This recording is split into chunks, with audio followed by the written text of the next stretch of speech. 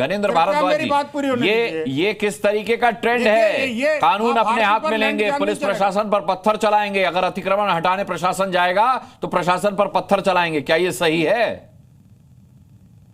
देखिए अनुराग जी, निश्चित तौर पर कानून को अगर कोई भी हाथ में लेता है तो वो गलत है। ये देश संविधान और कानून से चलेगा, ये देश किसी की गुंडागर्दी से थोड़ी चलेगा। और सबसे बड़ी बात, जिस बात पे आपने डिबेट रखी, और मैं बार बार कहता हूं और इन सब लोगों से कह रहा हूं जो भी आपके पैनलिस्ट है, कि ये हिंदू मुसलमान करना ये पाकिस्तान का एजेंडा है। जो भी इस एजेंडे में ट्रैप होगा वो कहीं ना कहीं पाकिस्तान के एजेंडे को आगे फॉरवर्ड करता है। हमें इन सब चीजों से बचना पड़ेगा। अपराधी कोई भी हो, अपराधी का कोई धर्म नहीं होता। गणेंद्र जी को बोले अपराधी का कोई धर्म नहीं होता। आप लोग अपराधी में धर्म ढूंढते हो, ये दिक्कत है कि अपराधी में धर्म मत ढूंढो। अपराधी कोई मजहब होता है, जो आदमी गलत मजहब होता है, संविधान के खिलाफ काम करेगा, जो कानून के खिलाफ कड़ी कार्रवाई होगी। गणेंद्र जी, तो आप बड़ी गलत बात कह रहे हैं, अपराधी का धर्म नहीं देखना चाहिए।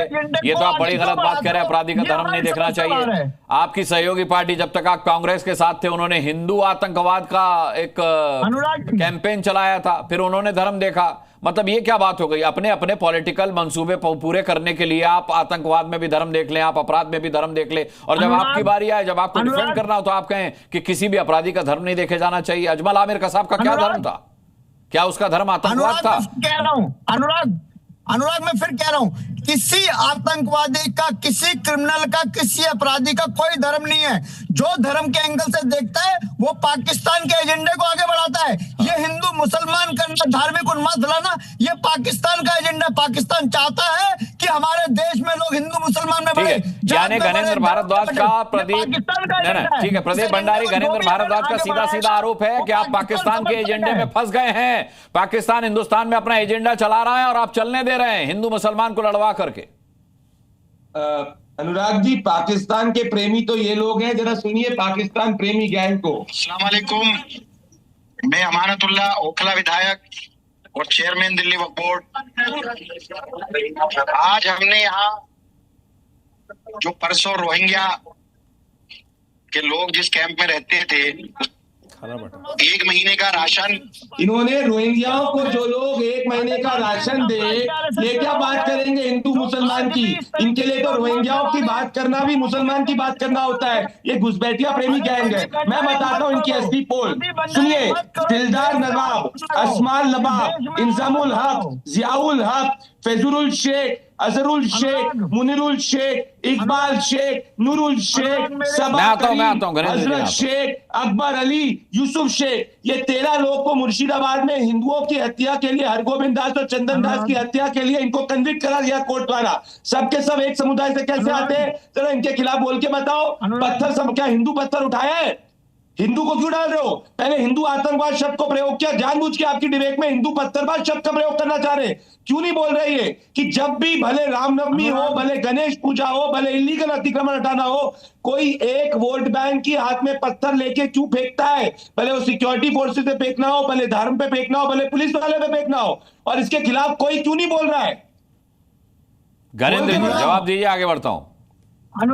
अनुराग, मेरा बहुत छोटा सा सवाल है, आपकी डिबेट में भी 10 बार आया। रोहिंग्या, बांग्लादेशी, 11 साल से आप लोगों की सरकार है। अमित शाह गृह मंत्री है, नरेंद्र मोदी की सरकार है, राजस्थान में आपकी सरकार है। उसके बाद पत्थरबाजों के खिलाफ बोलो। ये हम कहा रोहिंग्या पर आ गए? हम बात पत्थरबाजों की कर रहे हैं भाई, हम बात चोमू के पत्थरबाजों की कर रहे हैं। चोमू के पत्थरबाजों पर रही है। गुलाम सरवर भी हमारे साथ है। सरकार है, उसके बाद भी अगर जैसे पत्थरबाज काहे दिखते हैं जी? अरे ज्ञानेंद्र जी, एक ही जैसे पत्थरबाज काहे दिखते हैं? एक लोग तो राम मंदिर में साधु संतों पे लाठी चलवा ली थी इन्होंने। ये कपी वाले लोग, अब इनसे पत्थरबाजों के खिलाफ नहीं बोला जा रहा, क्योंकि उत्तर प्रदेश चुनाव में वोट बैंक चाहिए। अपने अरे ज्ञानेंद्र भारद्वाज जी, जरा पत्थरबाज के खिलाफ तो बोलो। कौन है ये पत्थरबाज? कहाँ से आए पत्थरबाज? ऐसा कौन सा डेमोग्राफी वाला वोट है जिसके कारण नहीं बोल पा रहे? सरकार ने परमिशन दे दी, समुदाय ने एग्री कर दिया, पर कुछ लोग आएंगे हमेशा हाथ में तलवार ले जाएंगे, दूसरे हाथ में पत्थर लेंगे और हमेशा लॉ एंड ऑर्डर को तोड़ने का प्रयास करेंगे। क्या चाह रहे हो? अरे हिंदुस्तान है, हिंदुस्तान, यह कानून का शासन चलता है, पाकिस्तान नहीं है जहाँ शरिया चले। ये शरिया वाली मानसिकता है। ये इसके बारे में बाबा साहेब अम्बेडकर ने अपनी किताब ठीक है पाकिस्तान में मैं विनोद बंसल के पास जाऊं उससे पहले राशिद शरीफ से एक सवाल। ठीक है, आप दोनों चुप हो जाए। राशिद शरीफ से एक सवाल, उसके बाद विनोद बंसल का एक रिएक्शन। राशिद शरीफ, अगर ये अफवाह कि मस्जिद तोड़ी जा रही है मुसलमानों ने फैलाई है व्हाट्सएप ग्रुप के जरिए या किसी भी जरिए से, तब भी दोषी वो लोग हैं, और अगर किसी और की फैलाई अफवाह का वो मोहरा बने हैं तब भी तो दोषी आप उन्हीं को मानेंगे जो किसी और की कही सुनी पर यकीन करके पत्थर बरसाने लगे पुलिस पर, जो पुलिस कानून से इतर कुछ कर नहीं सकती, कानून से अलग हटके कुछ नहीं कर सकती, जिस पुलिस पर यह भरोसा किया जा सकता है कि वो गैर कानूनी कुछ नहीं करेगी, उस पर पत्थर बरसाने लगे। यानी कि अगर आप दंगा फैलाने के सीधे तौर पर दोषी नहीं है तो आप मोहरा बनने के दोषी हैं। क्या आप ये मानते हैं? बिल्कुल मानता हूं सर, मैं बिल्कुल ये मानता हूं कि 11 साल में पत्थरबाज, वो पत्थर पिघल गया सर, वो पत्थर पिघल गया, बिल्कुल खत्म हो गया वो पत्थर। अब वो पत्थर का जिक्र मत करो। पत्थर पिघल गया लेकिन पत्थरबाजों का दिल नहीं पिघला। राशिद शरीफ, नहीं, पत्थर पिघल गया लेकिन पत्थरबाजों का दिल नहीं पिघला।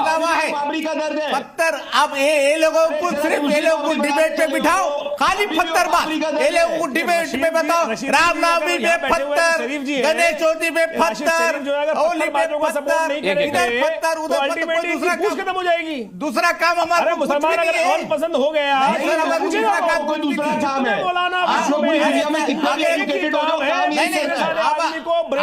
दूसरा काम ये पत्थर मारते बैठेंगे। ठीक है, रुक जाए। अच्छा रुक जाए। इसकी भी अगर दूसरा कोई काम नहीं है। अरे सर, यहाँ पे हर रोज